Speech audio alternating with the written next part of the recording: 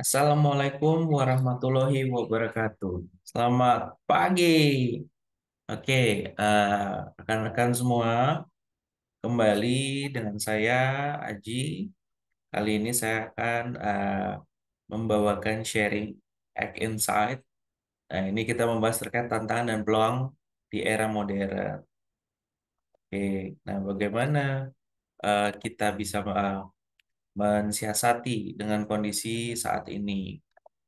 Oke, nah lebih lanjut nanti kita akan diskusi beberapa waktu ke depan.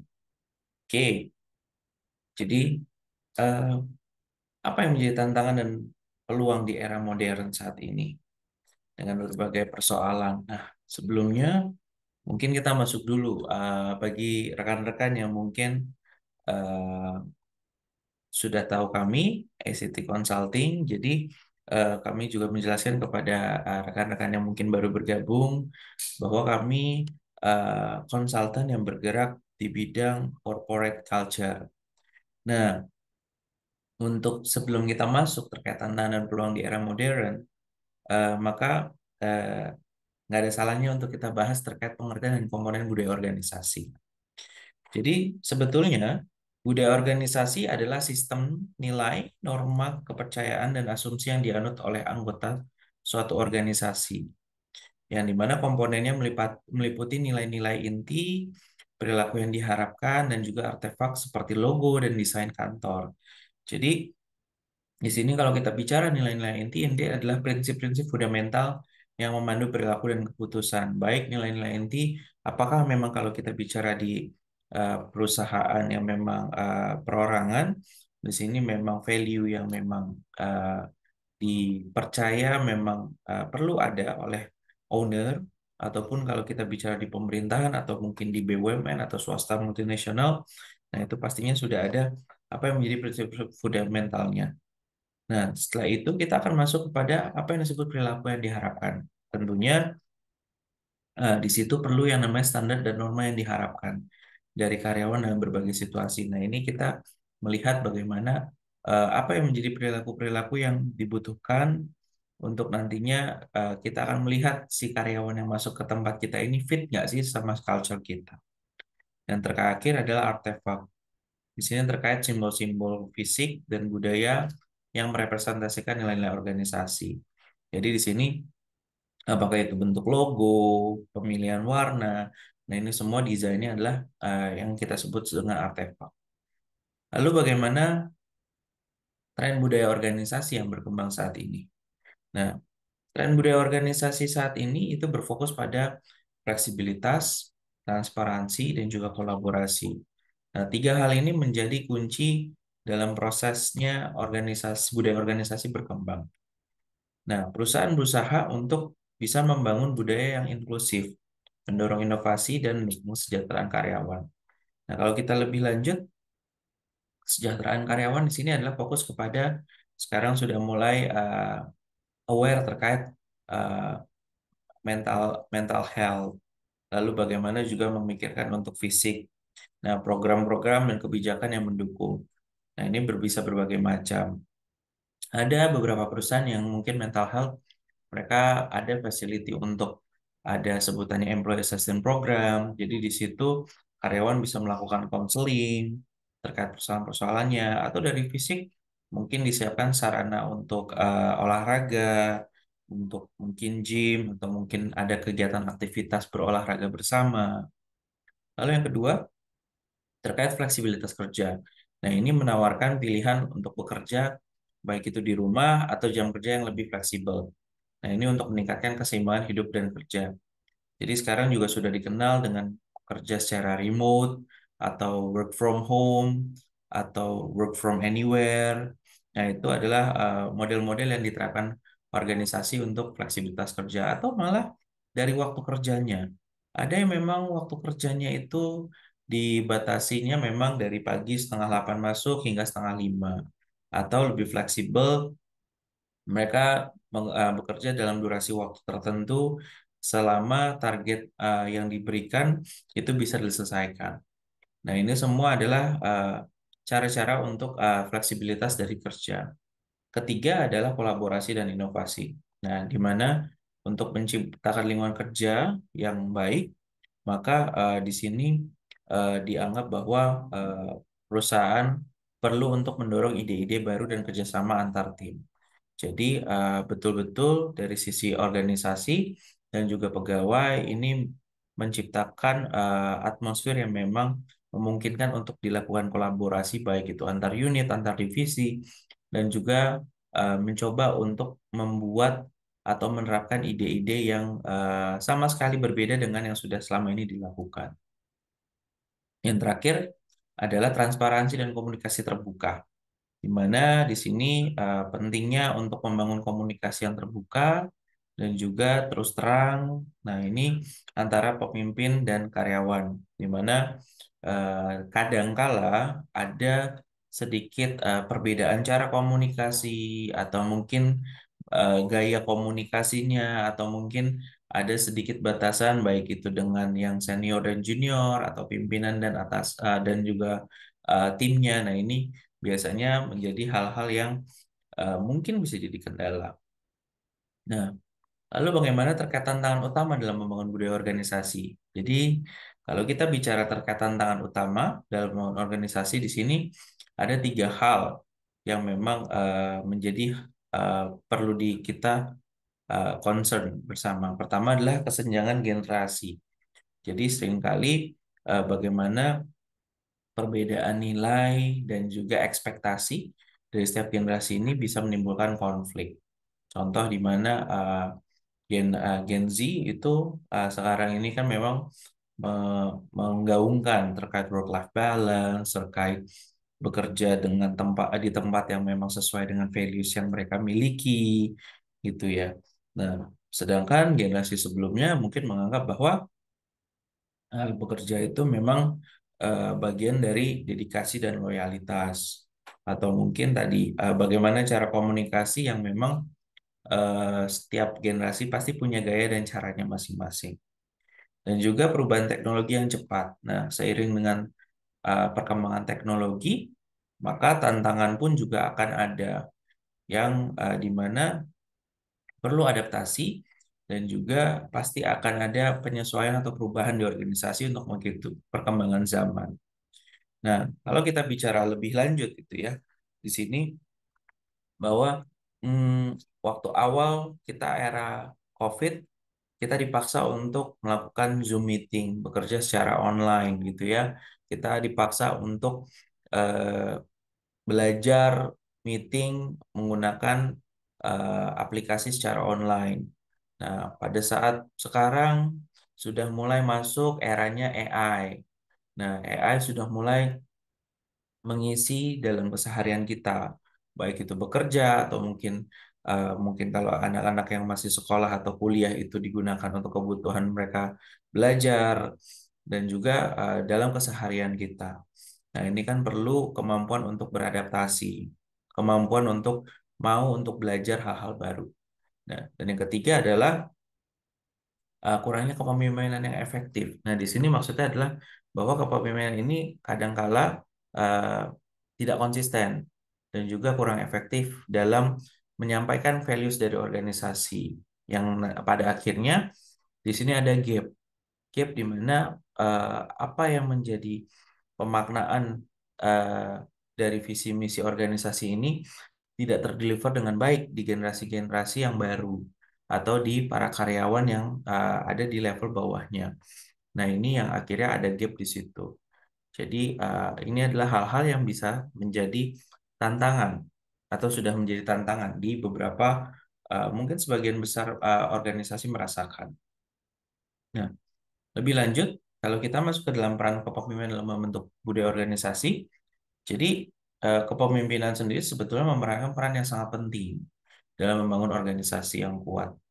Nah, pemimpin yang visioner, inspiratif, nah mampu menciptakan lingkungan yang bisa mendorong terjadinya kolaborasi, inovasi, dan juga kinerja tinggi. Nah, kalau kita bicara di sini kan dari perusahaan membangun visi misi. Untuk apa? Untuk menetapkan apa yang menjadi arah dan tujuan yang jelas bagi organisasi atau perusahaan. Nah, di sini perusahaan melakukan mempromosikan nilai-nilai inti, menunjukkan memperkuat nilai-nilai organisasi melalui perilaku dan komunikasi, yang dimana ini menjadi peran dari seluruh pegawai, baik dari level pimpinan hingga level staff. Dan yang ketiga, kita membina komunikasi terbuka, di mana di sini menciptakan lingkungan kerja yang lebih eh, terbuka dan lebih terus terang apa adanya, lebih jujur dalam melakukan interaksi komunikasi atau dialog.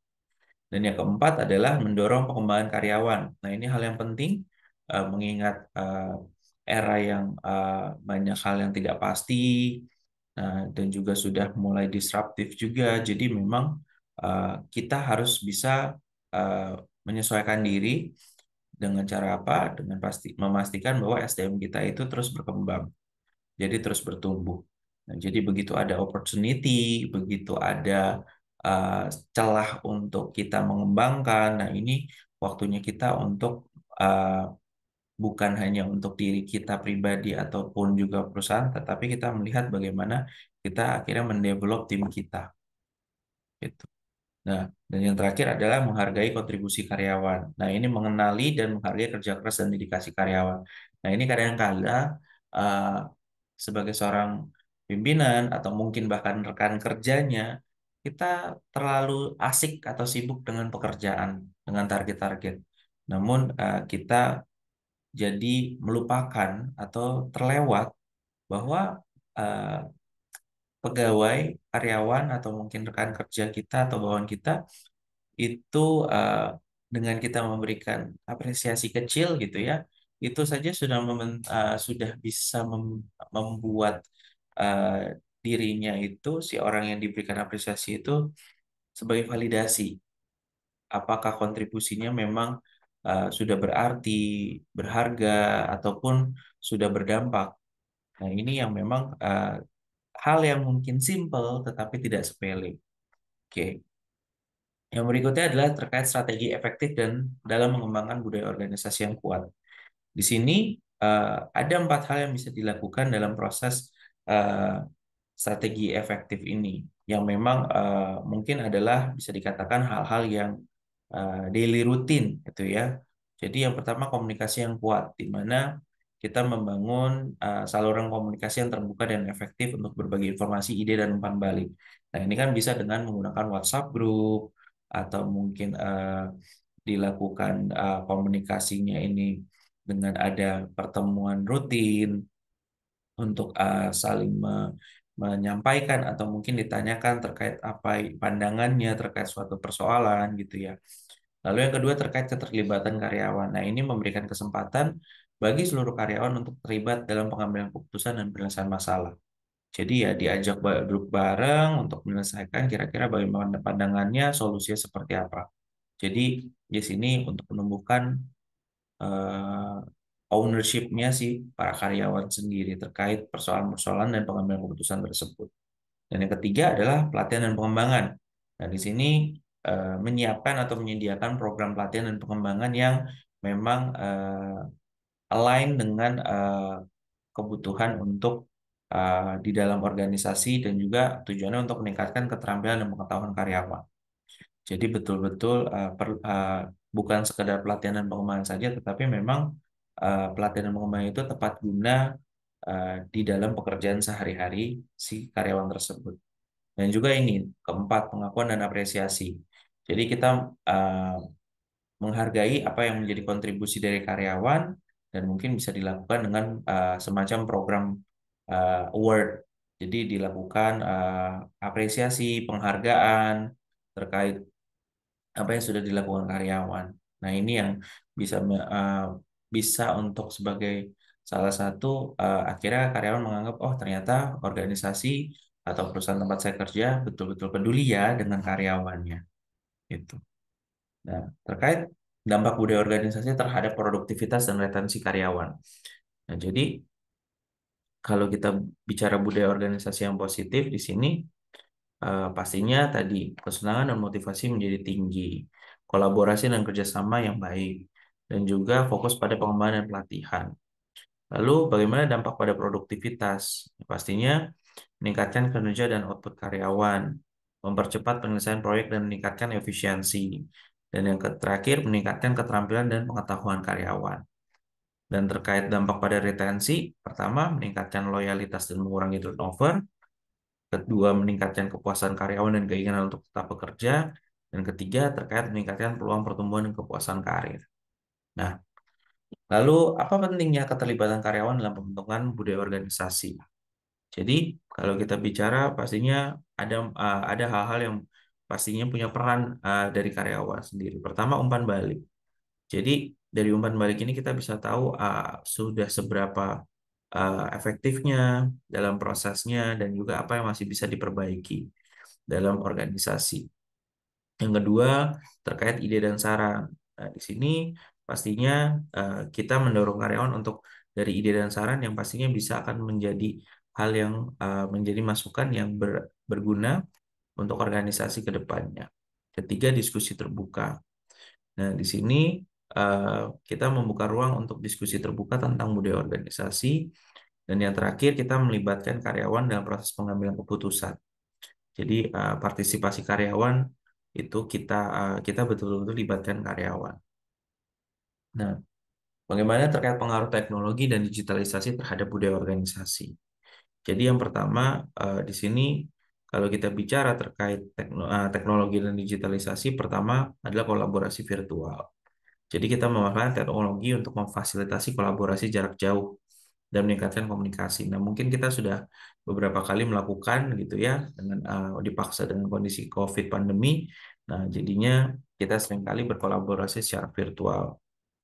Yang kedua adalah pengembangan keterampilan digital. Nah, ini menjadi hal yang penting bahwa dalam penggunaan teknologi dan digitalisasi ini uh, perlu wawasan, perlu skill yang memang untuk beberapa pegawai perlu dibekali pelatihan dan pengembangan agar lebih optimal dalam menunjang peran dalam pekerjaannya. Yang ketiga terkait keamanan data dan privacy. Nah, eh, di sini dipastikan biasanya perusahaan punya cara atau sekuritas dalam melindungi data-data atau hal-hal yang memang sifatnya konfidensial dari para karyawan. Yang ketiga, terkait etika penggunaan teknologi.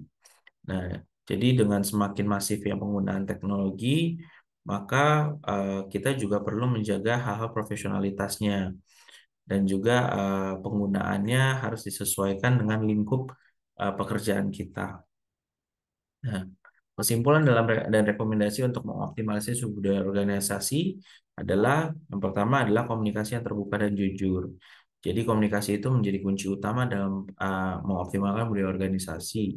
Dan juga terkait keterlibatan karyawan. Nah, ini juga salah satu hal yang memang menjadi hal yang krusial.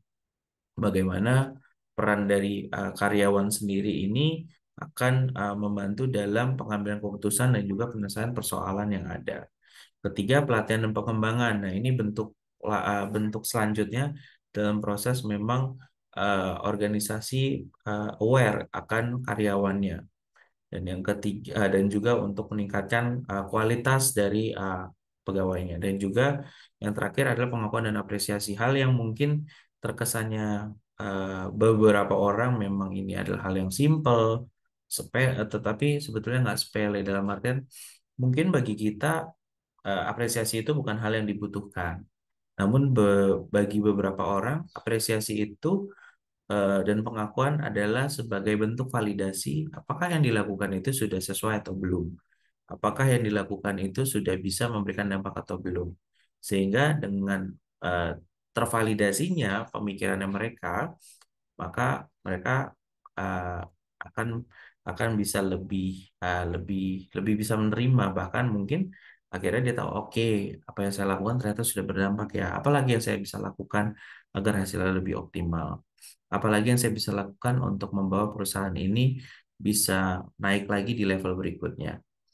Oke, sekian dari saya dalam proses kita uh, mungkin share Egg Insight di sesi kali ini. Semoga dari Egg Insight ini kita bisa mendapatkan hal-hal yang memang bisa membantu kita bahwa dalam organisasi dengan tantangan yang saat ini, kita tahu apa yang bisa kita lakukan. Dengan hal-hal yang mungkin sifatnya daily routine dan simple, namun ternyata bisa memberikan dampak yang cukup besar. Oke, sekian dari saya untuk Ek Insight hari ini. Sehat-sehat semua. Assalamualaikum warahmatullahi wabarakatuh. Pagi.